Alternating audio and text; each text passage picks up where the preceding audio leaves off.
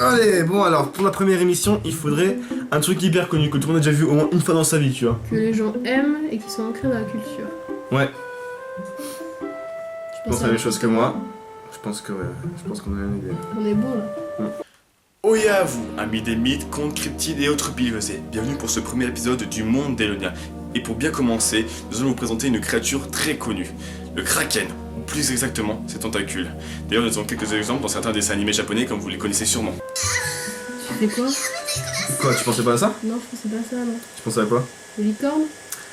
Les licornes, mais oui. Mais on pourra en parler une fois de... Non. Ok. La licorne donc, cet animal que vous avez tous sûrement déjà vu, et dans ce cas... Si vous vous droguez, c'est mal, parce que la drogue, c'est mauvais.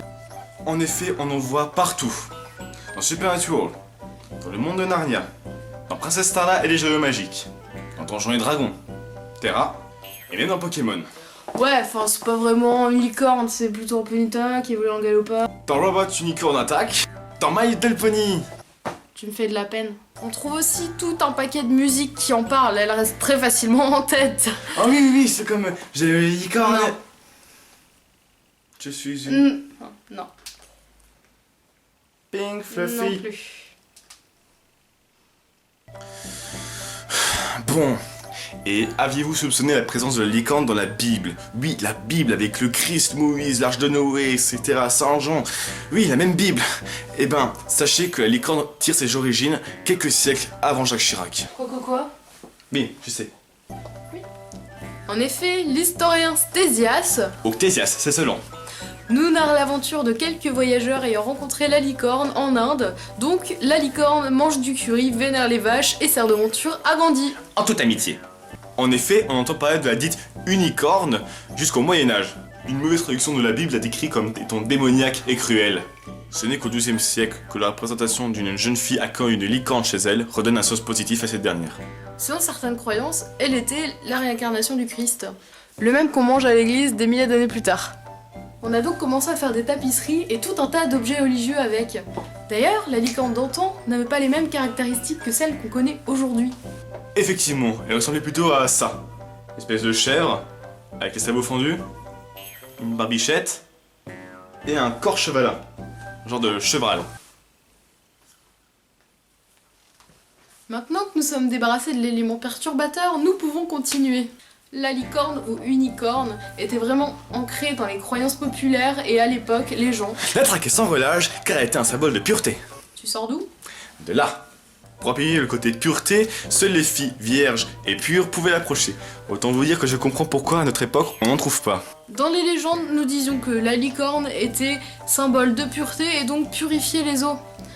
Un peu comme Suicune, avec une corne, des sabots fendus, une barbichette. C'est pas Suicune. Sa corne unique a souvent été comparée à une verge frontale, une bite. On vantait les mérites médicinaux de cette corne unique comme étant un anti-poison. Évidemment, anti-poison. À l'époque, on peut se faire du cash. Autant faire de la contrefaçon, de narval ou d'antilope. D'ailleurs, imaginons 30 secondes un médecin de notre époque utiliser ce genre de méthode. Bonjour Madame Gueux. Bonjour, Alors, comment ça va vous? c'est cousin. Ah, je sais. Je sais que ça va pas très bien en ce moment, vous m'avez appelé plusieurs fois pour des maux de tête et des maux de ventre à répétition. Donc moi, ce que j'ai fait, c'est que... j'ai fait... bah voilà, je vous ai prescrit 2-3 trucs quand même plutôt intéressants. Donc 2 cornes de licorne sylvestre en infusion, c'est très important. Ainsi que donc 2 cornes de licorne brasier en voie rectale. Voilà, en voie rectale. Voilà, c'est très important. On va rectal. Oui, les cornes. Excusez-moi, non, je dis n'importe quoi. Les cornes sylvestres, c'est uniquement pour les plaies ouvertes. Donc vous prenez juste les 2 cornes que vous devez insérer en voie rectale, donc l'anus, l'anal, le cul. Hein, pendant ce temps, moi je peux peut-être faire une petite démonstration, voilà, avec cette petite corne. Non. Bon, depuis le début, on vous parle de la licorne occidentale, mais cette vision n'est pas universelle. En effet, en Asie, donc, la licorne était vue comme ceci. On l'appelait Kilin et était un mélange de vache et de dragon, ce qui donne... Un cerf avec un corps chevalin, un seul bois, des écailles et des poils. Exactement. Ouais. Bon, c'était facile. Dans la légende du livre des rites, cette licorne apparaît avec 4 autres animaux. Le tigre blanc, le phénix rouge, la tortue noire, le dragon vert, respectivement ouest, sud, nord, est, qui ont aidé à la création de la Terre. Ils symbolisent les 4 éléments, l'eau, le feu, le bois et le métal. Notre Qilin, qui est jaune, représente le 5e élément, la Terre. C'est bien connu, en Ch'tine, il est préférable d'avoir un garçon. Il paraîtrait que voir un Qilin était justement bon présage et que ça donnerait un noble garçon. Les femmes qui étaient enceintes devaient toucher d'ailleurs à la barbichette de cette statue représentant donc le Qilin. Le Qilin serait parfait en somme. Un peu comme nous. Démarche gracieuse, végétarien, Tu mets un jambon beurre? ouais, bienveillant, fait des crêpes, a une fonction cracheur de feu. Malheureusement, l'espèce serait éteinte à cause des hommes politiques corrompus de nos jours. Cependant, les bouddhistes ont gardé cette image et utilisent le Qilin comme étant le gardien du livre des lois. Les Japonais, eux, l'appellent Kirin ou Ikakugu, bête à une corne. En sortant du contexte, dans Pokémon, Arceus ou Arceus serait inspiré du Kirin pour sa forme, mais pour son nom, ce serait Girafarik puisque Kirin en japonais veut dire girafe. À l'heure actuelle, la licorne n'a plus les sabots fendus, est passée chez le barbier et est devenue un symbole pour les petites filles et les métalleux, au-delà d'être de la bière.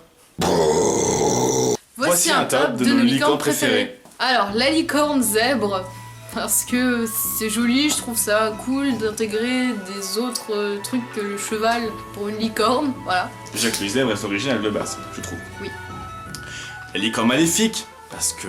C'est dark. La licorne aquatique, c'est aquatique. La licorne serre, ça sert toujours. La licorne de feu, parce que ça... Et parce que Pokémon. Et en un seul mot, la licorne, oui, avec des ailes. Voilà. Bon, merci à tous, on espère que cette vidéo vous aura plu, on espère que cela vous plaira aussi longtemps que possible, on essaie d'améliorer la qualité au fur et à mesure et de prendre vos suggestions. Partagez, likez, merci. Et comme on dit par chez nous, Et cornu, celui qui est cocu. c'est magnifique chérie.